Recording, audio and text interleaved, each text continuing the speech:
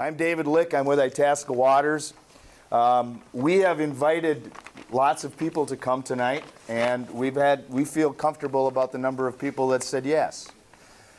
We've run two of these programs, not quite like this. This is the educational part of it, but we've run a couple of programs on recruiting people to be shoreland advisors. And when I say that, we're doing that through Itasca Waters. And what we're trying to do is we're trying to generate interest in citizens being advisors about shoreland and water in Itasca County.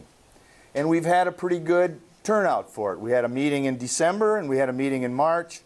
And now what we want to do is we were asked to do some education, because there's some people who feel like they would like to know a little bit more than what's just in this, okay? So Karen Terry, who is going to be the presenter this evening, has agreed from the University of Minnesota Extension to be the person who tries to educate us. And tomorrow morning at 9 o'clock, we'll meet up on Wabana Lake and we'll look at 4 demonstration sites that I think are pretty varied for people to take a look at. The idea behind this is someone from the county could call Itasca Waters or email us and say, hey, look, you know, I've been thinking about changing my shorelands from a golf course lawn for years, but I'd like somebody to just come out and explain to me what they think we could do. We don't expect any of you people to be experts. In fact, you know, we want plumbers and we want insurance agents and we want anybody that wants to participate. So it's not something where you have to know all the vegetation or you have to know exactly how a septic system works. That's not the point of this. The point is that Joe calls and says, hey, I've got this shoreland. I'd just like a little bit of direction as to what I could do. So this person would make an appointment with Itasca Waters through Zach. Zach is our coordinator at Itasca Waters. You're not going to get pestered physically by someone calling you personally at home. That's not going to happen. These people will call Itasca Waters. It will be funneled through us. And then what we're trying to do is get enough advisors throughout the county so geographically it makes sense for somebody to go up to near Nashwauk or maybe to Sand Lake or wherever. And we're starting to get that diverse group of people. And we're also looking for more people that want to participate in this program. So here's what I need to put in your craw before I turn this over to Karen. We don't know if the egg came first or the chicken right now, okay? Here's the truth of this. We started thinking about this 2 years ago. We asked the community what we needed to take on as an advocacy project because we did all the aquatic invasive species stuff for 4 years. We handed that off, and then we went to the community and said, what do you want us to take on next? And resoundingly, it was shoreland, okay? Now, I could go on and on why it's shoreland, but I don't think I need to. I can go on and on anyway, as most of you well know. But the point of this conversation is we came up with this idea to use regular citizens to be the advisors. So if somebody's got a pure golf course lawn, they're welcome to participate in this. We're thinking that by the time they do it, they'll change their golf course lawn to something that's more a little bit ecologically inclined. So it's not an extreme thing. We're not saying, hey, no more beaches. That's not what we're after. What we want to do is we want to try to protect the water quality that we have in this county as we speak. And we got good water quality, but we're trying to get ahead of the game so that we don't have the same situation that's took place in central Minnesota where now the lakes are unswimmable. We want to maintain the quality of water that we have for the economic support that it does for this county. So it's nothing about extreme things. It's only about best management practices. So with that said, I'm going to be quiet, but I've got a couple more things I got to do here. Itasca Waters would like to thank these sponsors of our Shoreland Advisor workshops: the Blandon Foundation, the Bush Foundation, and the We Are Water Minnesota.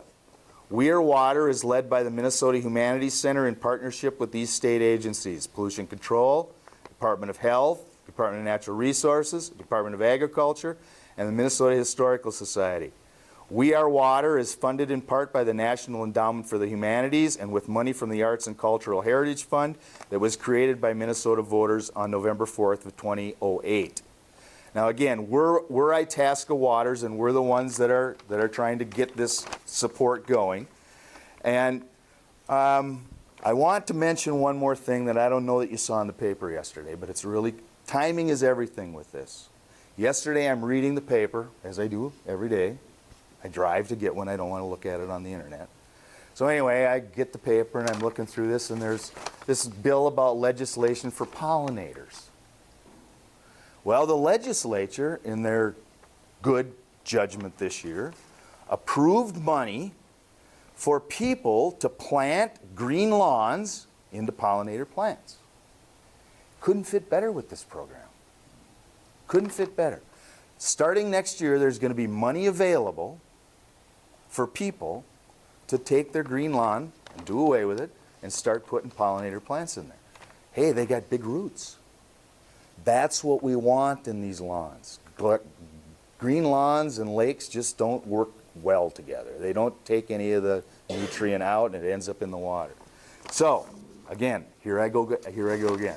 I want to introduce Karen, and then I promise to be quiet. Karen Terry was good enough to come to us and be our Shoreland advisor educator. She's worked as an educator with the University of Minnesota Extension Water Resource Team since 2006.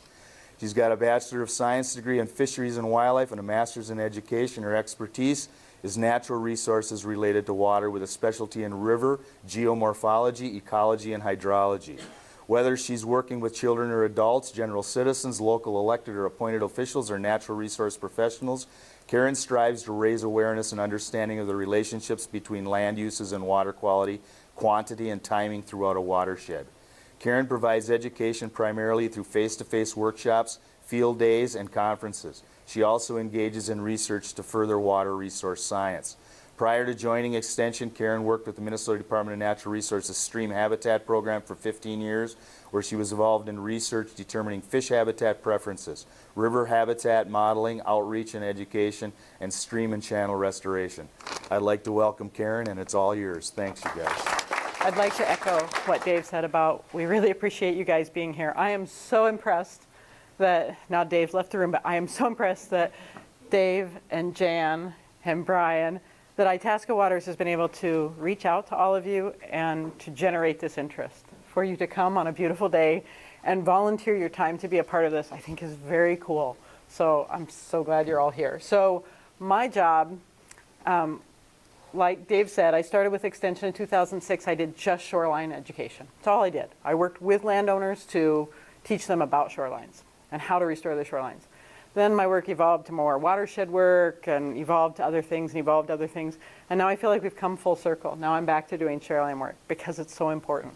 And we know that there's such a need for it. So that's where you guys come in. If we can get you guys out there, boots on the ground to talk to people, then we can multiply that effort. So that's why I'm excited about this. Okay, so I want to take just a minute. We're not going to go through the whole notebook, but I want to point out that this was part of the agreement with Itasca Waters, that we created this notebook. And a lot of the things that I cover in my presentation tonight are in the notebook. I make a lot of mistakes, so I'll admit my first mistake right now is that we have all these as a Google Drive. How many of you are computer wizards? there's some of this out there, right? So all of these documents are on the Google Drive. So if you see this link right here, we forgot to put it in the notebook. So I'll read that off if you want that. We're also going to send an email next week with an evaluation, a survey in it. We'll include that there. So if you don't want to write it down, you don't have to. It's you don't need the first part. So it's z.umn.edu/Shoreland Advisors, all one word. So that will give you access to all these materials. If you want to make extra copies of anything, through the years, we anticipate that we will update these things, add to these things. So you can keep track of what's there. So that's what I have about that. I'll just go through too that we have just 4 tabs. We have fact sheets, which are sort of the nuts and bolts of some of the things I'll talk about. There are several maps that we think you'll find useful. There are also several articles that I'll cover some of them, but not all of them. Make sure you notice that on some of the articles, if they're longer articles, we didn't print the whole thing, because some of you won't be interested in all of the nitty-gritty of the science that went into it. If you're interested, it'll be on that in the Google Drive. Otherwise, the executive summaries are here. So just make sure you know that. Okay? So what are we going to do this evening? So here's what I want to cover. I want to cover why are we here. And not just why I think we're here, but I want to hear why you guys think we're here. And then we'll talk about the science of how the water's moving and then what we can do. So the whole thing is about you guys are going to be out, hopefully, connecting with some of these people. So these people will come to Itasca Water and say, hey, we're kind of interested. One of you will go out to their property and talk to them about, well, have you ever thought about this? Maybe this would work for you, some ideas. So that's how we're going to motivate people. So why are we here tonight, right? I'm here because Itasca Water said, hey, we've got this cool program, and I'm very excited about this. I think this is something we might be able to replicate in other parts of the state. I live in Otter Tail County. We've got 1,000 lakes there as well, and we could really use this kind of a program. So that's part of why I'm here. So whatever your reasons are for being here, I suspect that it's because you know that water quality is important, right? And that it matters to Itasca County. So I'm going to go through a few of the documents, a few of the reasons why we've talked to other people, why they think it's important. So Itasca Waters did this survey of lakeshore property owners. Was that last year? In the last year or two? Just recently, yes. Recently. So this is recent data. So they did the survey, asked residents all kinds of questions. Here are the 4 big bullet points, what they took away from that, right? Water quality issues are extremely important. So people are already convinced that we have concerns here, right? 89% of the people said that they have implemented at least one practice on their own property that is good for water quality. So they've changed the way or maintained something that they're doing because it's good for water quality. 89% of the people say, I'm already doing something that I think is good for the lake. They believe that they're partly responsible for water quality, but they also think that the state agencies, local agencies, others are involved too, right? But they own part of that they own part of the responsibility. So they know they're going to have to change something, right? Or they're willing to change something. So this is good news. And that I like this last point a lot, right? Water quality is important to them, and 50% of them, more than 50% of them wanted more information. That's where you guys come in, right? Because I saw this a lot when I did Shoreland work back in the old days. People loved the idea of it. They wanted to do something. They were all excited. I'd teach them how to do it. We did really detailed workshops about how to do a shoreline restoration. And they'd go home and nothing would happen, right? I'd visit with them again and they're like, yeah, we never got around to it. We didn't know how to start, or we didn't know where to get plants, or they didn't have enough information. They didn't have a contact person to be able to reach out and say, I've hit a barrier here. How do I get over this barrier to make my project happen?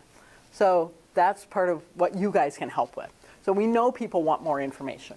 Another thing was, this was done in 2003. Some of you have maybe seen this. So before that, there was a study done in Maine, the state of Maine, where they identified that there's a connection between water clarity and property values. So Bemidji State University, some researchers there said, we're going to recreate that survey, that study here, and see if we get the same results. And they sort of did, right? So they said, they looked at mean clarity. So that's not water quality, just how clear the water is. How clear the water is makes a difference in how much people are willing to pay for that property.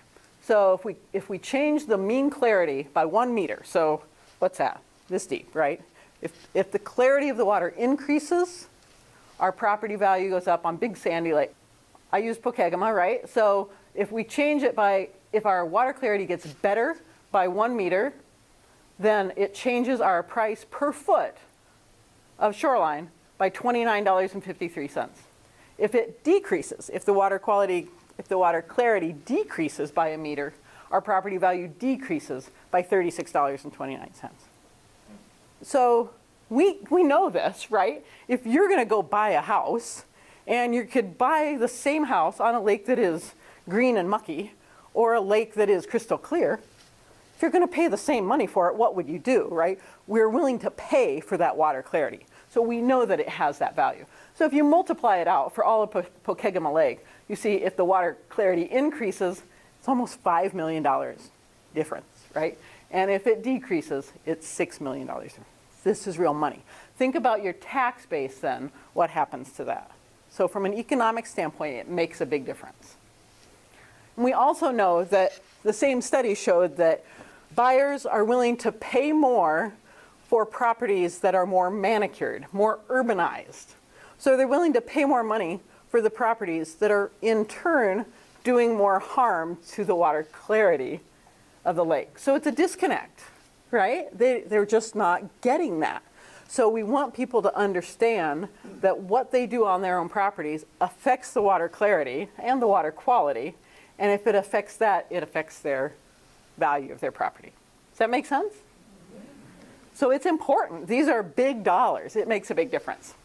Okay, so this was another one that was done right here in Itasca County, looked at the economic assessment of the value of lakes and lake water quality in Itasca County. Showed a lot of the same kind of things, but when we looked at the data, the summary of that was that the economic value generated is equal to 12% of the county market earnings. So it's a huge percentage of the budget. I'm not very good at the financial terms. It's a big percentage of the money in this county, right? 12%.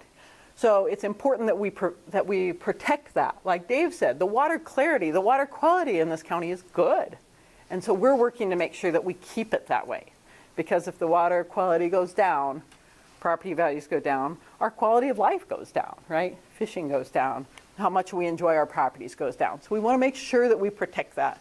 And then the other part of that study said that they looked at, they took a hypothetical scenario and said, what would happen? How much would you be willing to pay to make sure that the water clarity or the water quality stays at this level, or to prevent a decrease in it? And the money, the dollar they came up with was $10 million per year across the county that people were willing to pay. So that would be, I think the way they worded it was, if you would pay more on your utility bill, how much more would you be willing to pay? And what they came up with was about $10 million per year. So we know that people already understand that this is an important issue. So these are things that I think when you go out meeting with people, I used to get this a lot. I'd go out and someone would invite me out to their property to talk about a shoreline project. And one spouse would say, I really want to restore the shoreline. And the other spouse would say, no, no, no. It looks weedy, it looks messy, I like it mowed and manicured. And I would say, this isn't for me to decide, right? You guys have to figure this out. So once you figure it out, you can call me back. But there's that, you can't argue with that perception.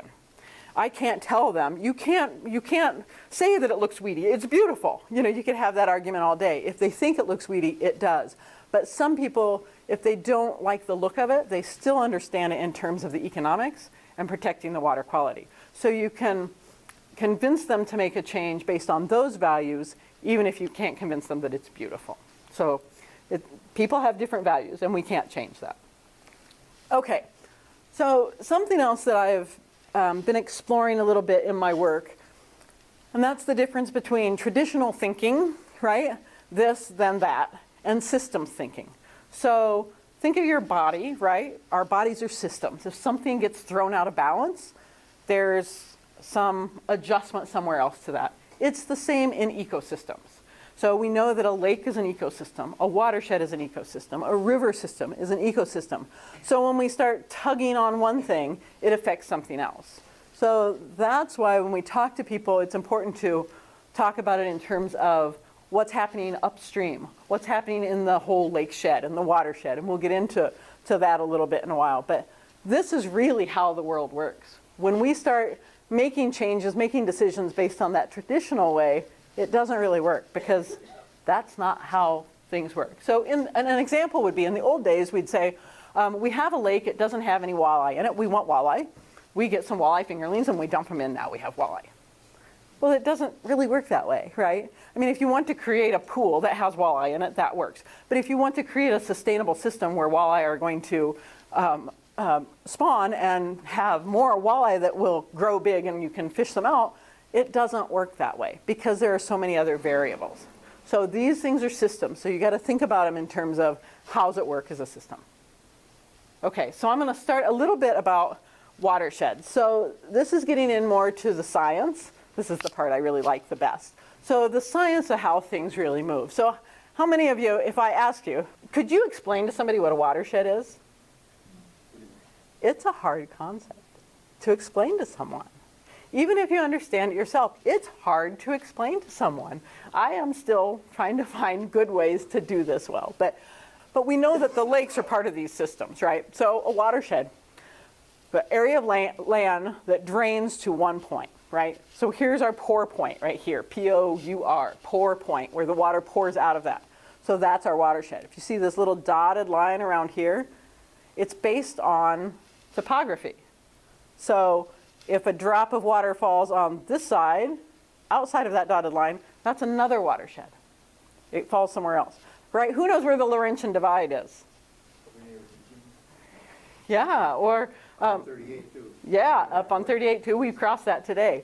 So what does that mean? We'll get into that too. But it's the high point of land between two huge water basins. And you can stand there. If the water falls there, it goes into that basin. If the water falls there, it goes into that basin, right?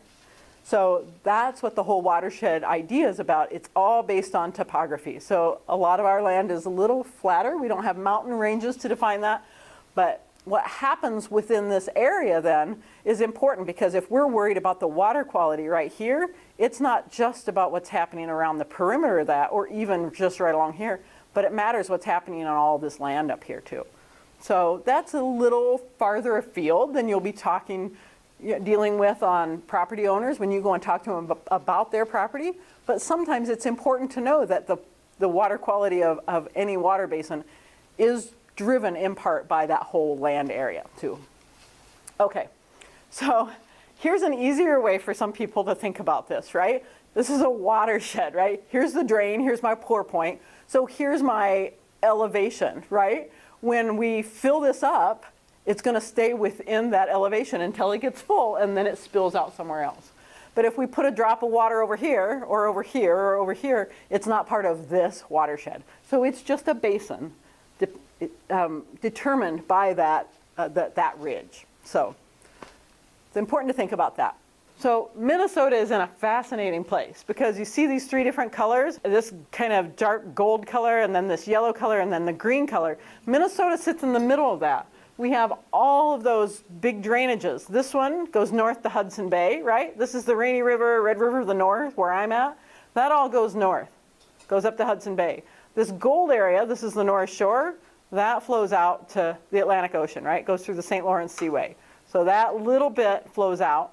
And then all this green area, of course, is part of this bigger Mississippi River drainage. The fascinating thing I think about Minnesota is, almost without exception, the water flows out of our state.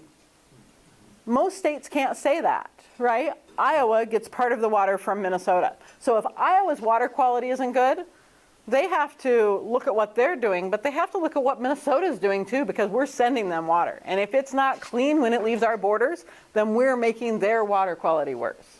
So it's, to me, a lot of this comes back to a sense of responsibility. Responsibility of individuals, what do we do on our properties? What are our actions and decisions?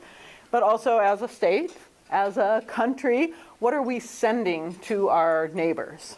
So it's an interesting place for us to be. So if we go back here and look at those three big basins, so the gold, and I guess that's brown and yellow and green, and then we go forward, we can divide those further into 10 major river basins. So all of this area now goes to the Mississippi River, Red River of the North and Rainy both go north, and Lake Superior drainage goes out. So we can break it down that way, and then we can take it one step further. We can actually take it several steps further, but for today we're going to look at one step further and look at 80 major watersheds. So it's that scale. We have watersheds, smaller watersheds within smaller watersheds, all driven by what the topography is. So this matters because, again, what we do, what the water quality is coming out of Here's the Big Fork River, right? The water quality when it leaves right here and joins the Rainy River, it's the responsibility of the people who control the land in this area. They have to be responsible for how clean the water is when it goes out, right? So it's about personal responsibility. So we look at Itasca County, right? And we have 6 major watersheds. If we're on this scale, right, at the 80 major watersheds, we have 6 of those in this county. This is very interesting. In my county, I live in Otter Tail County, the water either goes to Red River of the North or it goes to Minnesota River, which is Mississippi. So we have 2 major drainages, but you guys have 3 major drainages here because we have the upper, just this little tiny corner up here is Upper Lower Red Lake. These 3 go north, Rainy River, and to Canada. The Mississippi River Grand Rapids and Mississippi River Headwaters, so that's these 2, right? These 2 major ones, they go, obviously, to the Mississippi River. This little sliver of blue over here goes to the Great Lakes. And so within this county, you also represent those 3 major drainages, which is pretty unusual. So I find this fascinating. Sorry, I really geek out on this kind of thing. So I promised myself I wouldn't spend too much time there, but maybe I am. So these maps, this map and the next few are in your notebooks, right? So when you're talking to landowners about this, this might feed into your conversation, depending on where you go. So we have the Little Fork River. Think about the lake right here, right? So here's where it flows out. So we have all these little streams, creeks, rivers that come together. They keep joining together and joining together, getting bigger and bigger and bigger until they flow out right here. But what flows into this one is affected by what's upstream of it. So when we talk to those landowners about their lakes, we have to know what's upstream. Okay, so I just have the maps of the other ones, the Big Fork, Mississippi River Major Headwaters, and the Mississippi River Grand Rapids. So those are in your notebooks. Okay, so then if we take that a little bit smaller yet, we can talk about lake sheds. So there's a cool website here that's, these are also in your notebook. So you have this link if you want to play with this, and you can put a dot on the map anywhere and it will tell you what area drains to that point. So I said, okay, this was Pokegama. I said, here's the outlet of it. And I put a dot there and it says, all of this land drains to Pokegama Lake. So think about that picture of the dog in the sink, right? This is the sink. So if we could plug that point right there and flood this area, that's the area that would get flooded. And so that means that whatever happens on the land here or in these other water basins, it affects the water in Pokegama. So I think that's a way for people to hopefully understand better what's going on in their watersheds. So there are several of those lakes in the maps in your notebooks too. Okay, so you guys learned, I don't know, maybe in 4th grade or 5th grade, we learned about the water cycle, right? Where does the water go? The water goes up and it evaporates off of the land, goes up and condenses in the clouds, forms rain or snow, comes down as rain or snow, then what happens to it? So here it is, it's raining out of the clouds and it hits the ground. So think about your lake places that you might be visiting. What happens? The rain hits the ground, where does it go? Some of it's going to run off over the surface of the land. It's going to go stay on top until it gets into the lake, the river, a wetland. Some of it soaks into the ground. Some of it goes in very shallow into, just a few feet down. Some of it goes really deep where we have our groundwater. How many of you have a private well, your own well? A lot of you. Where's that water come from? Right? We keep pulling. Have you heard about White Bear Lake with their struggles the last several years that they're pulling more out of their bank account in terms of water. They're withdrawing more than they're recharging. So it's important that we know what's going back in. So these things matter. We want the water to stay where it falls. So we recharge what flows back into the ground. We recharge that groundwater. And then it evaporates off again, and that cycle just keeps going around. So land use changes. What we do on the land affects that, right? We have an impact on that. It's about climate, right, that we have some control over, not a lot, maybe too much. Also the vegetation. So this is about what are we doing on our shoreline properties and our other properties that affect how the water is moving through the cycle. What type of soil do we have? Is the soil healthy? There's a lot of talk nowadays about healthy soil initiatives for ag land mostly, that if we have healthy soil, it's much better for water quality because it absorbs that water and it doesn't run off so fast. And then the topography of things. Steeper land, water flows faster. So that water cycle figures into how much impact we have on what's happening. So if we look at development and think about the lake places that you might be dealing with here, if we have these 4 different scenarios. So in the first scenario, no development, right? This was before we developed the land at all. So the study that was done estimated that 40% of the water that falls on that place, 40% of it would evaporate off, 10% of it goes across the ground as runoff, and then 25% goes to shallow infiltration and 25% to deep infiltration. So 50% of it's soaking into the ground because there's no development there. Then we change that. If we build just a little bit, right, what do we call this? 10 to 20% impervious surface. You know that word? Like impervious is hard, right? Water doesn't soak in. The roof of our house, the roads, parking lots, those are impervious surfaces. The water can't soak in, it's going to go somewhere else. So if we increase our impervious surface from 0 to 10 to 20%, we see a shift in that. Evaporation changes a little bit, but our runoff doubles, right? Because the water that used to soak into the ground is going to go somewhere else. And we have a little bit less infiltration, okay? Then we look at increasing the impervious surface further and then really increasing it, right? So here we're looking at a city, but we have individual lake properties as a property that are sort of on this scale where everything is hard and armored. There's nowhere for water to soak in. We're looking at this kind of a situation. So we've changed those numbers quite a bit. So by the time we go from this number 1 to no impervious surface at all to this one, we see this, the evapotranspiration hasn't changed a lot. We've gone from 40% to 30%, but we've got 55% of the water is running off because it can't soak into the ground, right? So it's going to run off. And then we have very little soaking into the ground, right? So there's our groundwater recharge. We've changed this. So the point of this really is we're having an impact on how the water moves through systems. Well, before we were here, the water was moving its way. Now we're here, the water is moving a different way. So that's not horrible news, but it's important, right? Okay, so if we think about this in terms of lakefront, if we have an undeveloped lakefront, right, where they all started out this way, then we have very light development, right? Maybe we have just a cabin, or if we have really intense development, where does the water soak into the ground on this site, right?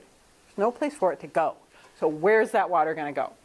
Every bit as important of where the water goes is what goes with it. So here we're going to color code these. This first one is runoff volume and infiltration. How much water moves off of the site?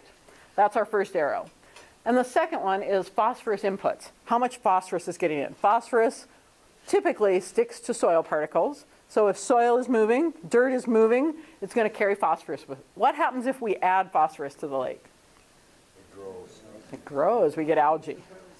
Yeah. We give it excess nutrients, and then it throws the system's thinking, throws it out of balance. What we know is that it doesn't take very much phosphorus to create a big response, right? So we know that if we want to keep our water quality good, like it is in Itasca County, we've got to keep the phosphorus out. Because it's usually, in almost all systems in Minnesota lakes, it's the limiting factor, right? So if we added nitrogen, we don't get that much of a response because that's not the limiting factor. The thing that's keeping the algae from growing is that phosphorus. So we give it a little phosphorus and it goes, yay, and it goes crazy. And then we have all kinds of trouble. Third one here is sediment inputs. How much dirt is actually moving? So here's our baseline, right? We have this undeveloped, we just said this is our baseline amount coming off, right? So if we have this little bit of development, we don't really change how much runoff volume because we haven't added a lot of impervious surface. There's still a lot of area for the water to soak into the ground. And look at these trees as well. Trees intercept a huge amount of water, right? If it's raining, right, assuming we have good leaf cover, when the rain falls, that tree is intercepting it. The water never even gets to the ground. So the trees are helping here, right? So phosphorus inputs really hasn't changed a lot. Sediment inputs, the estimate was that increased by 4 times. 4 times the sediment in this scenario versus this one. But what do you think happened over here? Hard to say, you think so? Not really that hard to say, right? We had the runoff volume increase by 5 times. Again, look at this. Where is the water going to soak in here? This is like gravel or riprap over here. Here we have a little bit of grass, but this is the access point. There are cases where in our lawns, because that's our access, where we're walking on it a lot, maybe driving on it, it just gets compacted almost to concrete because it's pounded on all the time. And so there's probably not a whole lot soaking in even here. So we see that runoff volume increase by 5 times, the phosphorus 6 times, sediment by 18 times. What happens when we add sediment to the lake? Clarity goes down. What do we know about when clarity goes down? Price goes down. And our desire to be there. The aesthetic goes down, so we don't want to be there anymore because it's just not our idea of what a lake should look like. So we want to keep that clarity. We want to be able to see deep into the lake, which means we got to keep the sediment out. We also want to keep the algae out, which means we got to keep that phosphorus out. Okay. There are some of these for the lakes that I could find. These are maps that go from 1975, or graphs that go from 75 to 2008 that show the clarity. So this one is Pokegama and this one's Turtle. And it shows how deep you can see down into the lake. So here, the farther down here it comes, the better. So this is 5 feet. So theirs is getting better on Turtle Lake. It's a meters, 5 meters. Oh, thank you. Yes, it is in meters. Thank you. So you can see that, there's always going to be variation, right? Because of what day they sample, right? They're going to go out and collect data and collect data and collect data, but there's going to be natural variability in that. But over time, you want to look at the trends of what's happening because it is an indicator on if we're doing things right or doing things wrong. So if we have these long-term trends, then it starts giving us information as to if we're doing a good job or not. And so I don't know if you know about, how many of you are citizen monitors for lakes or rivers? Got a few. Good job. So their pollution control agency right now is actually begging for people to sign up as volunteers to be, I know you're already doing a volunteer program, I'm not trying to compete with you, but they have people who go out throughout the warm weather, open water season, and measure water clarity and report that to them so that they can have this kind of data. So if you're interested in that, we could talk more about that. Okay, so again, right, we want to keep the phosphorus out of the lake so they don't look like this. Because this is not the kind of place we want to go swimming with the grandkids, right? Not the place we want to put the boat in. In a lot of Minnesota, this is what the lakes look like. This is their standard. This is what they've just gotten used to. But that's not the case here, and we don't want to go there. So we want to keep the phosphorus out. How are we going to do that? We want to take this scenario. How can we make it function hydrologically more like this? So, this would be a natural lake system. How do we mitigate for the impacts we're having? We're not going to get rid of all of our houses and our roads and our driveways and our churches, right? We're not going to get rid of those things. How do we mitigate for those impacts that we have? So really what it comes down to, in a large part, we need to slow the water down so it's not rushing off of our properties and into the water and carrying stuff with it, right? That's the thing. You have all that water moving and moving faster, and it picks up a bunch of stuff with it that we don't want in the lake or river. So we want to slow the water down, hold it on the landscape, let it soak in. We want to create spaces for the water to soak in, and then we can use plants to take up some of that. Trees, but also all kinds of plants, and I'm going to make a push here for native plants. Okay, so here's just an example of what we want to do when we're looking at the water hitting the surface here. We don't want it to go into the lake, so what are we going to do? We're going to look for ways to intercept that runoff before it reaches the lake. How do we move that water somewhere else, right? This is doable. It's also about what's going on in the lake with vegetation and how that affects what's coming back up. So you can stand on the shoreline and say, there's water coming off of the land and going into the lake. We got to control that. We have to manage that. But we also say, if we're standing in the lake, there's vegetation out here that affects what's going on the shoreline. In a couple of ways, right? It affects the fish because it's habitat. We hear a lot of people who want to clear out their aquatic vegetation. Okay, there are rules about what you can clear out and what you can't clear out, but we know that these fish depend on that too. So if everyone clears out the vegetation, then we start having decreases in fishing, and the system, right, systems thinking, the system starts falling apart because those aquatic plants are part of this system. So it's important to think about where we remove them and how we remove them. And it's about the food web when we're thinking of fish, right? The big fish eat the smaller fish, which eat the tiny fish, which eat the invertebrates. And each one of these things has different habitat needs at different points in their life cycle, right? The big fish might need shallow, marshy habitat to spawn in, might need really deep water, quiet water to overwinter in, might need rocky habitat. They need different things at different points of their life cycle. So if we remove plants, if we change the system by what we do on our shorelines, then we throw this web out of kilter. Okay. So the other thing about aquatic plants is that they break up the waves. So if we, in some cases, certainly not always true, but in some cases, if we have eroding shoreline, it's because we've lost the aquatic plants. So look at that. So here are the waves coming in. So I'm in the water, right? The waves are coming in. It's windy, the waves are coming in, and they're slamming into the shore if there's no vegetation there. But if there's vegetation there, the waves are coming in, and it's just like us, right? If I walk across my mowed lawn, easy peasy, right? But if I'm walking through waist-high, thick grass, it's a little bit harder, right? It's resistance. It takes you more to walk through that. It's the same way with the water. So if the waves are coming in and going through waves, it breaks that energy up.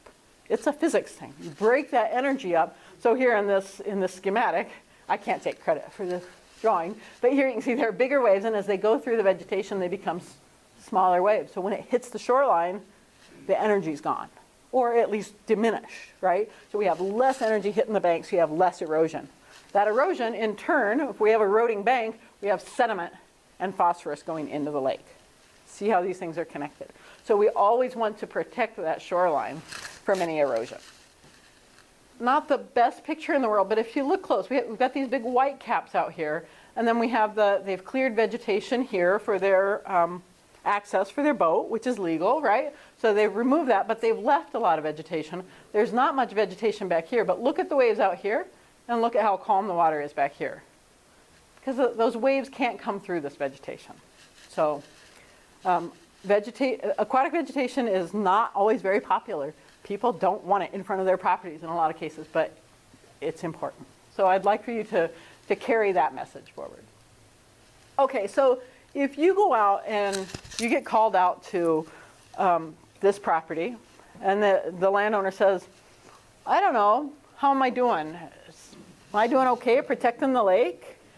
Well, right, in my own property, I would say there are things that I could do better, right? And so in every property, there are going to be things that could be done better. But you would go out here and give them some advice. If they just came to you and said, what can I do here? What do you guys think? What would you tell them? Stop mowing. Stop mowing. All right. Who said that? I love that answer. All right. But maybe, right, they're not going to stop mowing all the way up around their house, but maybe they could stop mowing some strip along the lake, right? What else? Don't fertilize. Yes, good answers. Don't fertilize. If we fertilize to make the lake green and that goes into the lake, aren't we making the lake green, right? It's fertilizer. The fertilizer doesn't change its job from here to here. It's the same job. Okay, so there are some other things, and I put this in there to get you thinking about what those things are, and we'll move into exploring some of those. So the roof of the house, this is where most of the impervious surface is. So what's coming off of the roof of that house could make its way into the lake. So how do we stop that? Now here it's a pretty gradual slope, right? So it's not like it's rushing off of their lawn, but we could find ways to capture some of the water that's coming off that roof and hold it up there, hold it closer to the house, right? What would that be? And we'll look at some of these closer later, but they'd be rain barrels, right? Some of you are pretty young, right? So it would be like your great-grandparents or your great-great-grandparents, but like my grandparents had rain barrels because water was a hot commodity. It was not so, a lot of times they were out at the pump, pumping water. It was a lot of work. They were hauling water in buckets, right? Okay, maybe that was my great-grandparents, but I'm not that old. But it is, sorry, it is sort of a change in the way we value water, because now we turn on the tap, we have all the water we want, we don't value it as much. And so if it all runs off, who cares? But we'd like to change that thinking back a little bit to saving it closer to the house. You can use that water if you catch it in a rain barrel. So if you have a downspout, we'll do this closer, more detail later, but if you have a downspout right here coming off of your house and draining off maybe this part of the roof, you can put a rain barrel right there, catch that water. That much water that you catch in your barrel won't flow into the lake. It's a win, right? Yeah. How about rain gardens? There, that's another really good answer. Rain gardens. How many people know what a rain garden is? Almost everybody. All right, I love this. So I'll talk about those a little bit too, but it's the same sort of idea, right? So again, if you had, say, a downspout coming off of this corner of the house, you know, this little flower bed right here could easily be made into a rain garden, right? They're not appropriate for every spot, but there are good resources. I have a few resources on the back counter there. One of them is the Rain Garden Handbook. Excellent book. There's a link for that in your resources. So anyway, so there are ways that you would be able to, and we'll go through these practices now in more detail, but those are the kind of things that you could help them think through as options. Yeah. So did everybody hear his question? What are the sources of phosphorus? And then if it gets in the water, do we ever get rid of it? So if you have a lake that has a lot of flow through, you have a river going through and there's a lot of exchange of water, then it changes more quickly. But a lot of phosphorus gets in the lake and it settles to the bottom, gets in our sediment in the bottom, and it stays there. But once it gets sort of locked in the bottom, then it's not creating as much algae either. So that's a good thing until it gets stirred up. When it gets stirred up, then it's up in suspension and then it creates algae again. But the sources of it are pretty much all vegetation. So this gets to things that we want to keep out of the lake, right? I'll go over this later too, but it's about, where do your grass clippings go? Grass clippings, leaves, anything Yeah. that's organic that Yeah. goes down can add phosphorus to the water. Right, yeah. So we want to keep those things out of the water as much as possible, right? If you have a tree, I've had arguments with people who say, I have a tree on the side, right on the edge of the lake and the leaves fall in. No, you can't catch those, right? Some of them are going to go in, but because of our management of our own properties, where we have those impervious surfaces, we mow our grass and it goes onto the driveway and then the rain comes, or maybe we sweep it off and it ends up in the lake. We want to stop that. We want to make sure that those kind of things don't go into the lake. Sewage effluent has quite a bit of phosphorus. Yes, so it's our septic systems, right? Which Itasca County is doing a good job on, right? Or Wabana Township is, right? And so we're going to work on the other townships. This is a big deal. If our septic systems are not in compliance and they're leaking and getting into the water, it's a huge impact. So we want to make sure those are all up to speed. For many years, I've been trying to get landscapers to stop putting in riprap and start putting in natural shorelines. And I get the same answer from many of them. Why would I learn a new way to do it when I have jobs lined up for years doing it the old way that I know how to do it? Well, I mean, it's sort of hard to argue with that, right? They have to want to do it for a value reason, not for an economic reason, because they're making money hand over fist the way it is. But if you can switch their value and say, but if you do it this way, it's better for the resource, then you can gain some ground. But you can't do it on just trying to convince them to learn something new. But yeah, we use French drains too in driveways, right? If we have water standing, like you're saying, you have a skating rink. I have some folks in Fergus Falls who just put one in because their driveway was becoming a skating rink. So they put in a French drain, angled the outlet of it downslope toward the lake. There was a spot that was ideal for a rain garden, put the rain garden in there. So they ran it off through the French drain, off their driveway into the rain garden. If the rain garden were to ever fill up in a big event, it would overflow. That water would go to the lake. I mean, at some point, you can't hold all the water, but there are things that you can do to hold the majority of it. And we know that that first flush of rain is the one that moves the most pollutants because, you know, if it hasn't rained for a few weeks, there's lots of stuff that gets deposited on sidewalks, driveways, roadways, and then when you get that rain, it starts flushing it off. But if it keeps raining for 3 days, it's already flushed off. So you want to catch that first flush of rain. All right, so let's go on. I want to put in a plug here for native plants. Vegetation is going to help if it's native vegetation or not native vegetation. It's better, right? I always push for native vegetation because it has a lot of benefits that non-native vegetation just doesn't have. So one of them is this, right? Our insects, the pollinators, the butterflies, they are adapted to certain kinds of plants, right? So this is a milkweed. We know that monarchs are dependent on milkweeds, right? If we don't have milkweeds, we don't have monarchs. So we need to have some of these. And so native plants are part of the solution. So when we talk about doing rain gardens, shoreland buffers, other kind of plantings, think about how do we get native plants into that. So here are some of those benefits. They have, Dave talked about this, they have those great root systems because they go down a long way. I have a graphic here in a minute. So again, I don't have a bullet for that, but they deter the erosion. So when the water is coming in this way, hitting the shore this way, and you have deep roots, deep-rooted plants, it holds it in place, right? It resists that erosion.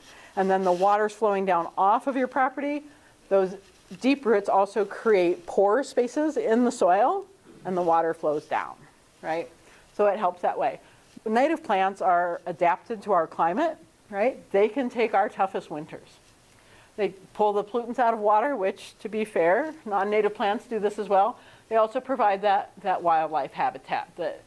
Those animals, the insects, other things are looking for specific things. So we have a lot of cultivars of things. So I'm a big native plant person. I won't go on too much longer about it. But so say, how many of you have a blazing star in your property, right? Have you planted any blazing stars or black-eyed Susans in your gardens, right? A lot of times we have native black-eyed Susans, we have native blazing stars, but we also have, you know, the landscaping industry, the nursery industry has created lots of cultivars of those.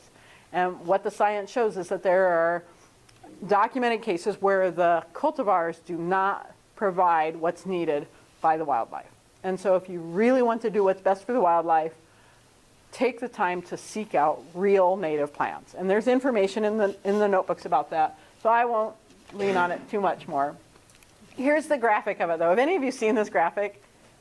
I see this all the time. A few of you have. So these are all native plants, except if I can even hold this steady enough. That little one right there, that's Kentucky bluegrass. That's our lawn grass. That's the root system. So, you know, here we are. Here's ground level. Here are all these root systems, and there's Kentucky bluegrass. So if you have that right down to the shoreline, okay, again, here's my shoreline. Here are the waves coming in. Those roots are what's holding that in place. If we have those Kentucky bluegrass roots versus if we have some of these roots, it's a world of difference. So that's the message to the people that you're going to go visit. If we really want to prevent or deter the erosion that's happening or keep it from happening, we want these plants there. And not just these kind of plants, but it's the trees, it's the shrubs, things that will hold the soil in place. This Kentucky bluegrass is not helping us any in terms of that. So, okay, so yeah, we see this a lot, and this is marked in feet. Some of these plants have roots going down 14 feet.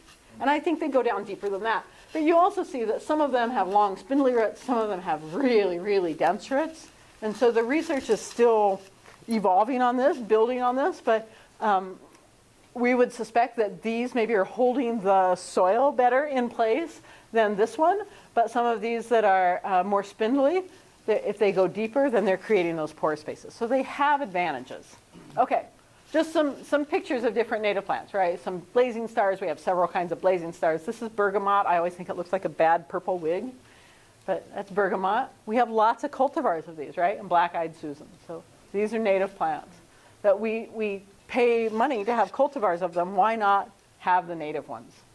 So if you want to, on your own properties, or if you want to encourage someone else to use native plants, there are reputable growers, and there are links for that in the notebook. There are growers that are, this is what they specialize in. So you can go to them and you say, I'm going to plant a rain garden, and it's full sun, and my soil is this, and I want plants that are only this tall. You can tell them the conditions that you have and what you desire, and they will say, here are the plants that are native to your area that will work in that site. They will tell you what those are. They will provide them. It's pretty easy. So you don't have to know all those things. They know that for you.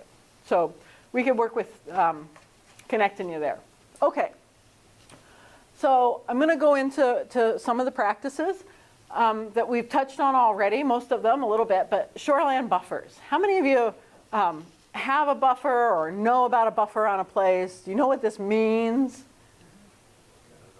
Kind of know, yeah? How many of you heard about, not so much up here, right? Again, I live in the Red River Valley where there's a lot of intensive agriculture. How many of you heard about the state law that passed 2 years ago, I think, requiring all farmland to have buffers on lakes, rivers, ditches? There are exceptions. This was a very big deal in the state of Minnesota, and it was not received with open arms, right? It was a big deal. It wasn't brought up right, but it gets at the issue of we're all part of the problem. We can all be part of the solution. So it's the buffers that we have required ag producers or rural landowners to do the same thing that we are asking people to do on their lake shores. It's not required on lake shores. And the farmers said, why not? So what's the answer? Why wasn't it? Why isn't it required on lake shores? I'm not sure why. Fewer votes. Yeah, I think these are all part of the answer, right? But the reason that I've heard stated from the people making the rules say that, well, you know, this lawn over here behind, it is vegetated. And so we are requiring them to have vegetation on the buffer. And so they're counting Kentucky bluegrass, mowed however short, they're counting that as vegetation. So they say they are buffered. So it's sort of, you know, about your definition of what counts as a buffer, and they're counting that. Okay, so here you can see a crew of people out doing a shoreland buffer project. So what is a shoreland buffer? Just an area of along the shoreline that you plant to hopefully native vegetation, right? But some kind of vegetation so that, again, that water running off of the roof of the building, running off of the driveway over here, running down the slope, this buffer helps slow that water down. You slow it down, it soaks in a little bit, right? Because it's about speed. So I work a lot in rivers. When that water's moving fast, it has a lot of power, a lot of energy. But when you slow it down, it loses its energy, right?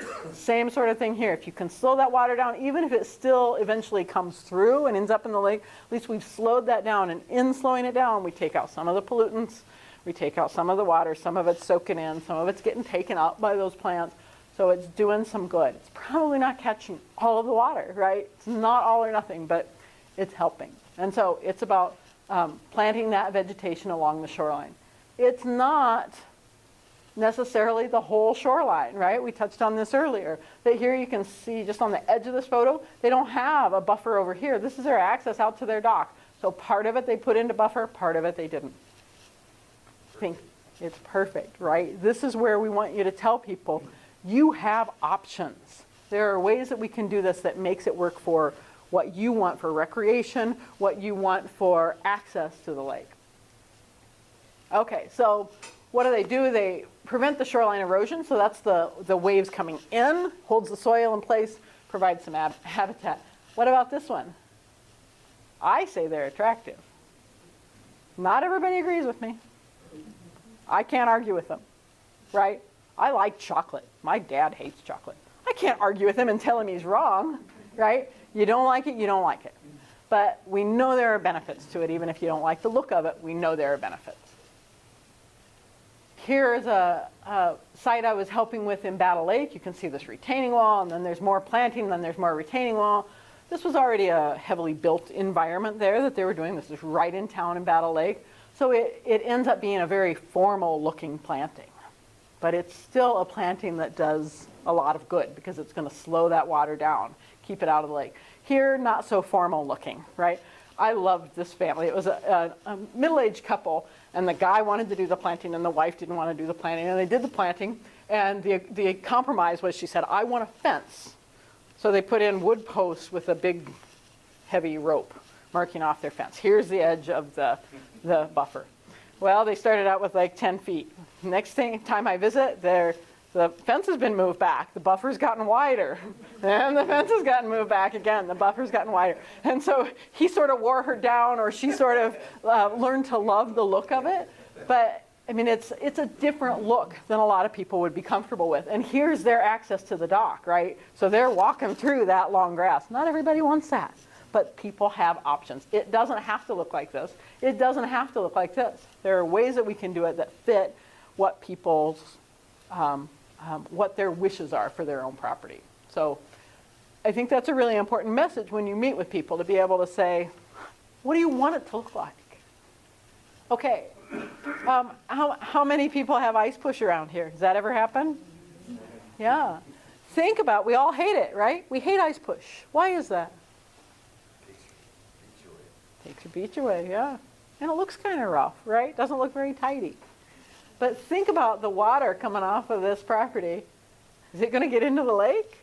Right? It's sort of a natural barrier to the water flowing off of the land into the lake. But the fact is, a lot of people don't like them. But I mean, you can work with people. This is another option to say, let's leave those in place and use that as a barrier to the water flowing off. Not the whole shoreline, right? How do we know where the water comes off of our site? You wait till it rains really big, you put on your yellow slicker, and you go outside in the rain, and you look where the water's going. Because maybe the water isn't flowing at all over here. Maybe it's all directing through a lower place here. Water always goes downhill, right? It's going to find the lowest place. What if all of the water in this property comes off and flows right to here? Well, then I don't need a way to buffer it or to block it over here. If the water is all headed this way, we'll block it there, right? So you have to know your site. You have to know where the water's going. You have to, it's kind of detective work, really, right? So you're going to do some detective work here. Okay, I've just got a few examples of before and after. This is actually an after photo, but it got mowed down by the city. So this was a lack of communication. This was a city project, right? They planted it, they had a contract on it, and it just got mowed down. So they put this nice fence in there to remind the city workers, stop mowing that. We planted this to native, but look how steep this is. And this is all rimmed with houses here, right? This is the premier place in Fergus Falls. This is where all the rich people live. And the water runs off of here, and it runs down this hillside and pours into the lake. So we got them put in, not a very big, not a very long buffer, but they put in a buffer. It's a nice demonstration site once we got them to stop mowing that. So that's what it looks like now. So you have all this nice vegetation here. Okay, so that's one example. Another example, nice little cabin here, but they've got little erosion going on and kind of not much growing on their shoreline. Did a restoration project. Some people would hate that, right? Looks weedy, looks messy, looks, you know, you're going to have tigers hiding in there, right? So it's not for everybody. But what if they had done only this part of it and had more access, left more of this mowed lawn, right? They could do that. Doesn't have to be everything. They make that choice. This right here is, we call them cocoa fiber logs. So if we go back here, see this erosion right here? They want to stop that erosion. And so they put these logs. So we had talked earlier today about willow wattles. Anybody know what willow wattles are? It's a great word, or a great phrase, isn't it? Willow wattles. So they take willows. You got to get them when they're dormant. Willows will sprout really easily. So if you get them when they're dormant and get them in contact with the water and soil, they will grow. They will mostly grow. This is a cheap way to do it. It's kind of labor intensive, but you get a crew of people out there, you have some pizza, maybe you have some beer, you find a place where you can cut a bunch of willows and you lay them down, right? So you're cutting willows that are however tall. You lay them down horizontally on the ground, you bundle them, and you take them out to your site and you would lay them, well, where this is. Instead of this, which is sort of expensive, right? But not very labor intensive, so it's that trade-off. But you would lay your willows right down in there. You'd anchor them down in with some wood stakes, toenail them in kind of this way. They're going to grow. You'd have to be in a site where you want willows. Again, not everybody wants willows there, but or dogwoods. A lot of people use dogwoods. Boulder, any of that kind of stuff. Yeah, yeah. It's an inexpensive way to do it. It's labor intensive, yeah. So when I started doing this kind of work in 2006, I told everybody, maintenance free. Plant this thing, get it established, it's maintenance free. And I wasn't lying to them. That's what the common thought was then, right? That's what we were being told, that you plant it, once you get it established, you're golden. We know now that that isn't true, that there's always some maintenance.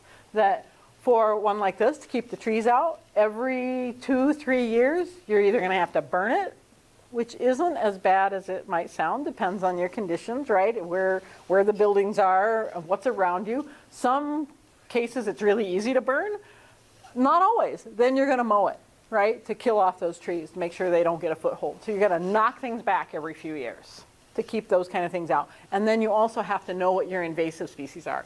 They're thistles, canary grass, probably quackgrass, right? So that you can keep on top of those. For those, once you get this established, when you have this becomes very densely vegetated, you have less problems with invasives coming in because there's not bare ground for them to get a foothold. But you always have to be on top of it. You have to be vigilant. And it takes that knowledge to know what are those plants that you have to be worried about. There are companies that will do this for people, right? Prairie Restorations does. There are other companies, right? Several companies that are landscaping companies that will plant these for you. They will come every year or every whatever and maintain them for you. There's a fee associated with that, but that fits a certain audience. There are people who want to pay for that kind of work instead of doing it themselves. Other people love gardening, love being out there, want to do it. They would really look forward to that, and most of us are maybe somewhere in the middle of that. But we have options there too. So you could do willow wattles there, or you could do these kind of things for erosion control. Right, so here's a site, had a lot of erosion, right? And we've mowed it right down to the edge. Do any of you have a problem with Canada geese? I'm gonna say that's a yes, right? Canada geese love this. This is like Candyland to them. But they don't, this is another thing that's changed over the years. We used to say they would not come through a long grass buffer. They will, but they don't like to because that's where the lions hide.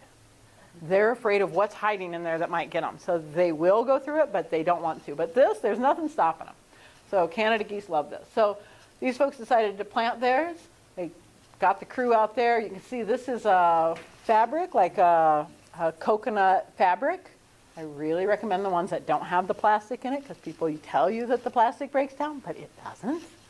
Or it hasn't in my lifetime so far. But back here they're using mulch. Mulch is cheaper, right? Sometimes you can get mulch for free, but if you put mulch here and you get some wave action, it's all gonna wash away. So we use this closer to the water, mulch farther from the water, get a crew of people out there and you plant your plants. A few years later it looks like this. Here you can see those cocoa logs where they've tucked it in along this edge. So what happens then is they hold that soil, the waves come in, the waves always have some sediment with it from the lake bottom, and the waves bring that in, and it fills in there, and then you have places for more plants to grow. So you're sort of building your shoreline out. So the plants will actually, sometimes we plant right into those logs, but oftentimes if you just put them there, the plants will move out to them and over them. And what it'll look like a few years later. Not everybody's favorite look, right? But it's what these people wanted. There are just the logs and the blankets. So there you can see a little bit better that fiber blanket they're putting on and those cocoa logs to hold that. Here we have a tree that's eroding away. They're going to try and save that tree by anchoring that in there. Okay, here's a good example of one where these people thought about it. These were recent new empty nesters. The kids were gone. They had a couple of dogs, but they said, hey, life's changing. We don't need so much beach anymore. We're going to change the way we do things. They put a rain garden in up here. You see where this retaining block is here? They have a huge rain garden here, and then they planted natives for a buffer here, planted natives for a buffer that goes way over here, and then right here, this is their access to the lake. And this right here is for the dogs to access the lake. I'm not sure how they were going to train the dogs to only access the lake there, but they didn't want the dogs running through their planting, so this was where the dogs were going to go.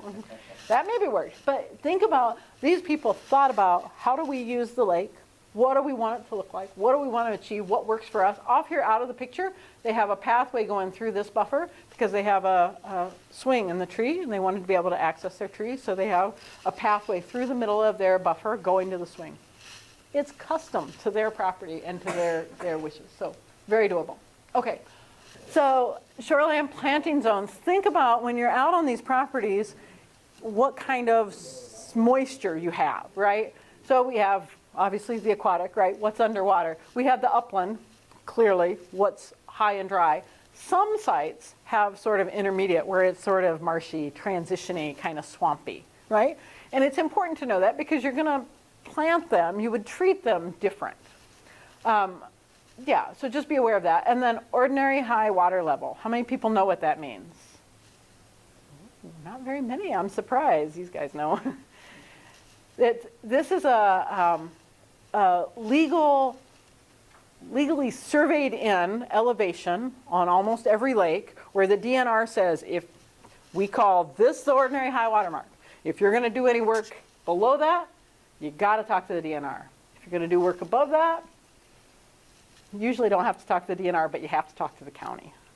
So my recommendation is talk to the county, ask them what you need to do. But if you're going to, for example, if you want to plant aquatic plants, if you want to transplant bulrushes into your site, you need to talk to the DNR. You need a permit to do that kind of thing. So ordinary high water mark, it's something that your hydrologist will come out and do an evaluation, and based on the vegetation, the trees, the shape of the shoreline, the long-term records, will make a determination of what that elevation is. So that's what that is. Okay, also when you're thinking about what you're going to plant, people are concerned about how tall the plants are going to be, right? Perfectly understandable. They want to be able to see the lake. That's why they live on the lake. But oftentimes people's perception of what they're seeing, they think that they are looking at the lake here, but they're not. When we stand and look at the lake, we're looking up the lake. We're not looking at the lake. And so it's a matter of really getting people to think about where their sight lines are. If this vegetation is 3 feet tall, it's not going to block their view. So being realistic about, have your yardstick out there and say, okay, stand on your deck. Is that in the way? To help them think about what they could really plant there. Okay, this is just about ordinary high water mark. And again, here's a line of the average water level, the record low water level. Here are some trees up here. The point is that ordinary high water level is, I don't want to say subjective, but it is a decision that is made by the hydrologist, and they make that call based on the information they have, and it's not something that changes typically, and they make the call, and that's what it is. You can't tell by going out and looking at the shoreline where it is. You can't judge it by where the water is now or where the shoreline is. So you need to know what the survey is. Okay, any questions on buffers? Planted buffer versus riprap. I am not a fan of riprap because, well, for a lot of reasons. But there are cases where riprap is the right answer. If you have a lot of energy, a lot of wind coming in and slamming that shoreline, maybe a very steep shoreline, maybe sandy, loose soils that are hard to hold, you can plant until the cows come home, but it is not going to hold that. And so there are cases that I think riprap is the right answer. I think it's grossly overused. And it's that example I said earlier that a lot of times that's what the landscapers know to do, right? And they can prove that it works. And so why would they do it different? But we're trying to get people to think about other alternatives. So if you have the planting, you have those wildlife benefits. You have some, you're slowing that water down coming this way. The riprap isn't slowing the water down. And it's not providing any habitat from the aquatic side of things either. So there are some definite benefits to using vegetation versus riprap, but the riprap sometimes you got to do it. Yeah. Riprap might change the temperature in that area. Is that what you're saying? I have never heard that. I could see how it would, right? I mean, rocks are going to get, if they're in the sun, a rock is going to get hotter than vegetation will. Is that a problem? That would be hard to say, right? I don't have anything to say if that would be a problem or not, but I could see how it could change that.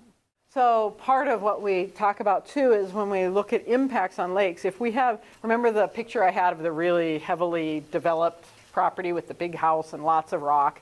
If you had one of those on a lake, not a big deal. But if you had those all the way around the lake, right, it's cumulative impacts. So if you have lots of those, then the impact becomes big enough to have to matter. It becomes an impact. But if you just have it on one, it's not a big deal. So same way with riprap, right? And it's true with anything, right? We multiply the benefits or we multiply the negative things, depending on which way we're going with it. But if we just have a little, it's not a big deal. Okay. So I'm going to move to rain gardens, and we've talked about them a little bit. All it is we take a regular garden, right? You want to make a flower bed. We recess it down into the ground a little bit, and we situate them in a way that, remember, you put on your yellow slicker and you see where the water's flowing. We situate them in a place that they intercept the water before it gets to the lake. So we're gonna catch the water. We also want to make sure that we put them in places where it's not really swampy, because that water is going to soak in. So we don't want to create mosquito ponds, maybe getting ahead of myself, but we want that water to soak in within 24 hours. So it's a way, you know, we're catching it in a big bowl, and then within 24 hours it soaks into the ground and it's gone. So it doesn't breed mosquitoes, because mosquitoes need, what, 5 to 7 days, I think? So they need longer than that. Okay, so here's a picture of one. These are very popular in some of the suburbs in the Twin Cities. And the cities are pushing them because they know it's keeping a lot of the water out of their storm sewers. Okay, what do? They reduce the runoff, so they capture the water in the bowl, right? They're capturing it. They filter it. The water runs down through. It filters some of the pollutants out of it. They recharge that groundwater. Remember, we got to put more money in our water bank underground, so they're recharging that groundwater instead of letting it all go away. And they decrease the runoff temperature. So we know that if we have water coming off of the roofs of our houses and driveways, that temperature's high in the summertime.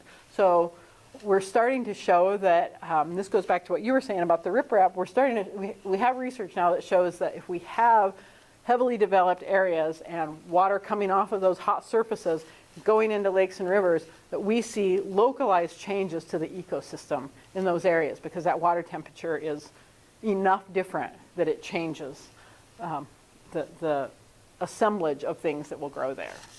So we're having that impact. So this is one way. By putting it in here, it mitigates for some of that. And I would say this is beautiful, right? Mm-hmm. Not everybody would agree with me.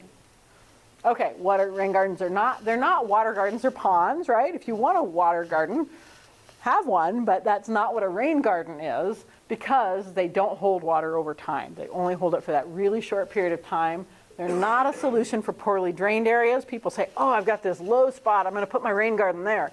You can't put it there because if it's already saturated, it's not going to let the water infiltrate. So you've got to have it up higher in the landscape where it's dry enough. Again, back there on that table, there's a how-to manual for building rain gardens for homeowners. It's available online for free. It's a great, very simple way to build simple rain gardens, right? If you're doing them in towns and in heavily industrial areas, you have a lot more engineering that goes along with it, but for our own properties, they're very simple. They're not mosquito breeding spots. We already talked about that. Just another example here, you know, they've got different options for shady spots versus sunny spots. This gets at that idea of we can make them look the way we want them to look, right? We can plant them. Some people plant them all to shrubs, right? It could be solid alder. It could be solid dogwood. It doesn't matter what you plant in there so much as that you have a place for the water. But here you can see that it's recessed down in, so it's a little bit of a basin.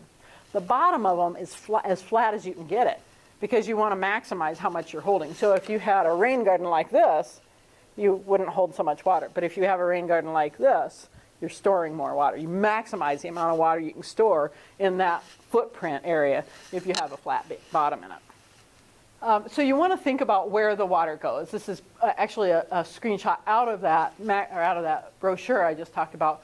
But you want to think about where the rain garden goes on this property. So this goes back to you're out doing a site visit with someone. You have to sort of be that detective and think about, okay, on this property, where's the water going?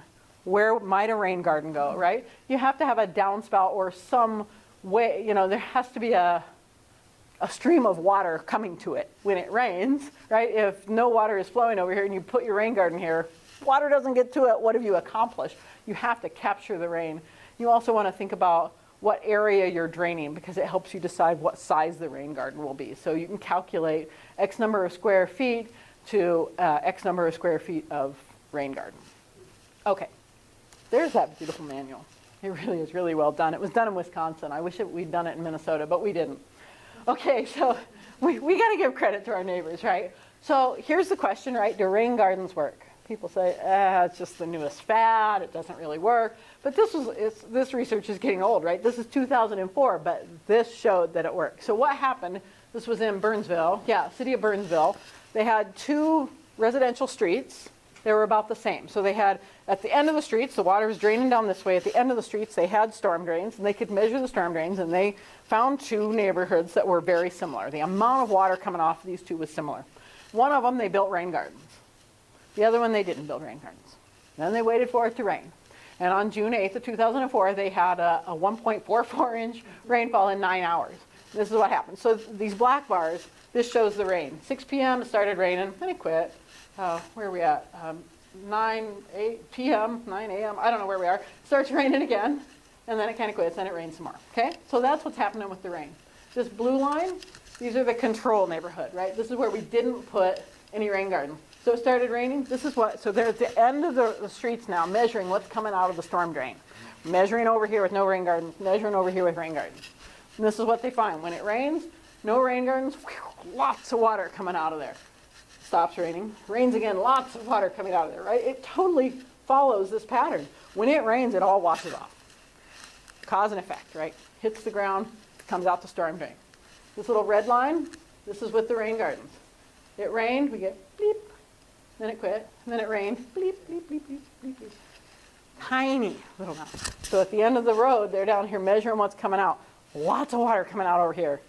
Not very much coming out over here. We know that works, right? Significantly. How significantly? 82% difference. We've captured most of that water. So we know they work.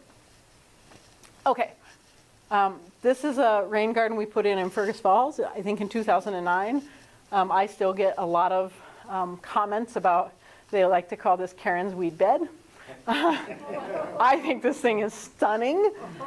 Other people, not so much. You got to roll with it, right? But it drains. This is the Salvation Army over here, and there's a residential area. It drains this little area, and then there's a culvert. There's a road here. There's a culvert comes under the road. So there's also a culvert here going out, goes under this road and goes right into the Otter Tail River. So before the rain garden, whatever flowed off of here came through that culvert under the road, went right out here and went right to the river. So we intercepted it. We put in this rain garden, and we did it with volunteer labor. The city came and dug it for us. Think about, too, with shoreland buffers and with this is all city parkland. This is an area that it's a big park. They mow the whole thing. No one is playing in this part of the park, right? All of the play area is up the hill. So this is area now they don't have to mow anymore. How many of you love to mow grass? Yes, I hear you. My mother loved to mow grass too. I do not. And so this is a way that we can mow less lawn and we can capture some of the stuff. So what are we capturing? We're capturing a lot of phosphorus, a lot of those pollutants. But look, the first time it rained, I ran, so we had just planted it. These plants hadn't grown up yet. They were little bitty plants, and it rained, and I was horrified because I went out to check our rain garden, and I was picking up all of this litter that had flowed through that culvert and into our rain garden. I thought, my God, this is a huge failure. And then I thought, wait a minute. Yeah, it's not in the river. It's not in the river, right? And so we really build them to catch those nutrients, not to collect litter. But the fact is that, in your yards, this isn't going to be a problem, right? But in an urban setting, the fact is you're going to have some litter in them. So that's another maintenance issue, right? That you're going to have to occasionally go out and pick that stuff up, but it kept it out of the river. Those are pictures from that rain garden. Who can say that isn't beautiful? Lots of butterflies, lots of insects of all kinds in there, right? It's fabulous. And to be fair, for the first year, it didn't drain very well. When they were building it, because it's this big, they're using heavy equipment, and they weren't supposed to drive on the bottom of this where we're making it really flat because we don't want to compact it. We want that to be as loose as it can be so that it infiltrates well. Well, that was another thing that the city, there was miscommunication in that they did drive on it. So it got compacted. So it took a few years for it to really start draining well. So we had times it did not drain in 24 hours or 48 hours or maybe a few days. So they're not always perfect the first time. That's the thing. But now, because of the plants growing in there and the roots going down, they've broken up that soil. Now it drains like it should. Okay, we're going to talk about rain barrels. We touched on this earlier. So this is if you're really trying to store some water coming off of your buildings, because you have to have a downspout to make it work, right? So they catch the water here, and then like on this one, you can see the spigot on the bottom of it. They've got a hose on it. So the rain comes down, you can catch, I think it's roughly 100 square foot of roof.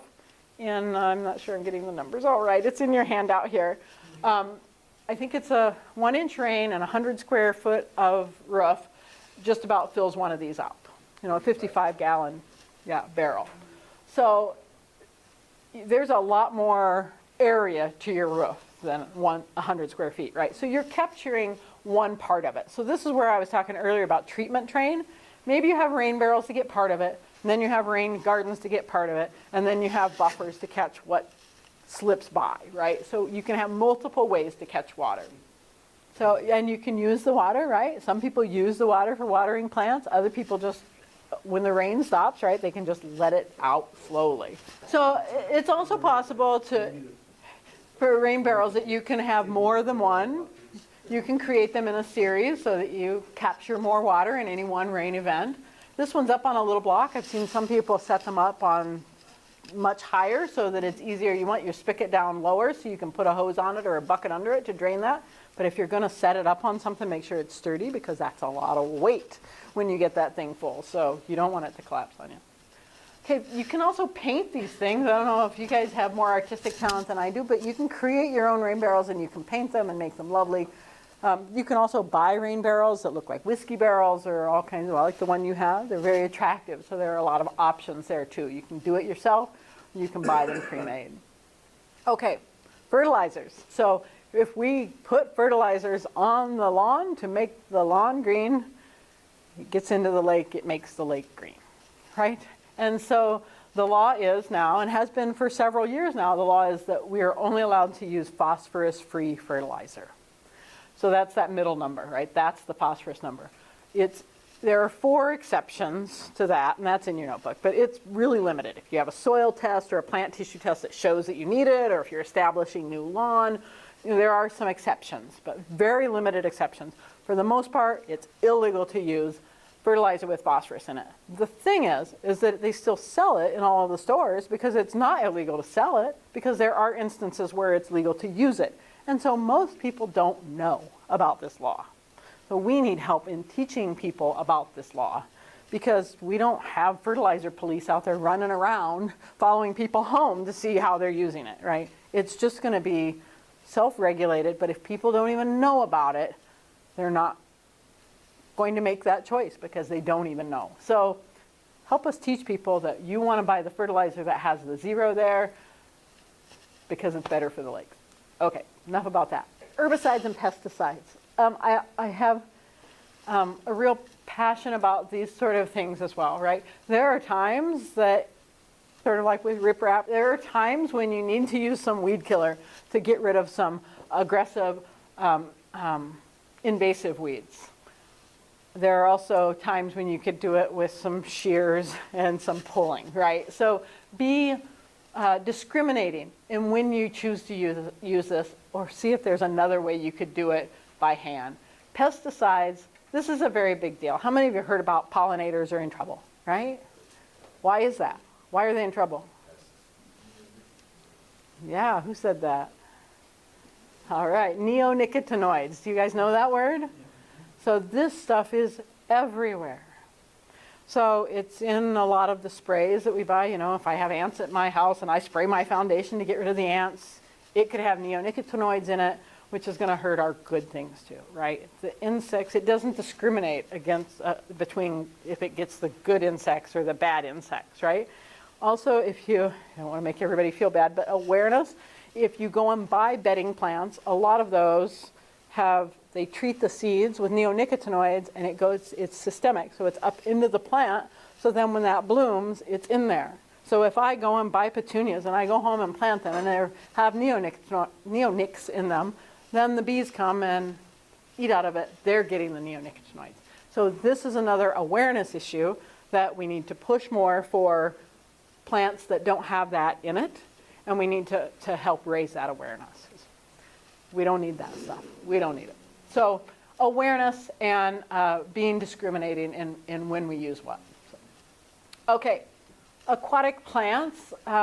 This is really about aquatic plant removal, and we touched on that quite a bit earlier, that there are a lot of benefits to having these plants in the water. It's good habitat for the things that live there. It's good for keeping the, preventing erosion on your shoreline. There are some downsides to it, right? We don't like to swim in this. It's hard to boat through this. There are ways to do both, right? The DNR allows you to clear, again, in your notebook, but I think it's 2,500 square feet without a permit that you're allowed to clear by hand, right? Not by weed roller, that sort of thing. That's a separate permit. But if you're going to clear it by hand, you can do a small area, but don't do the whole shoreline. Do the part that you're really going to use and leave part of it intact. So practice good lawn care stewardship, right? Think about your lawn. Earlier we said contain the grass clippings, clean the driveway and the sidewalks, right? Keep your grass clippings out of the lake, right? We can teach people to do this just by telling them, you know, that's full of phosphorus. If you let that go into the lake, it's bad for the lake.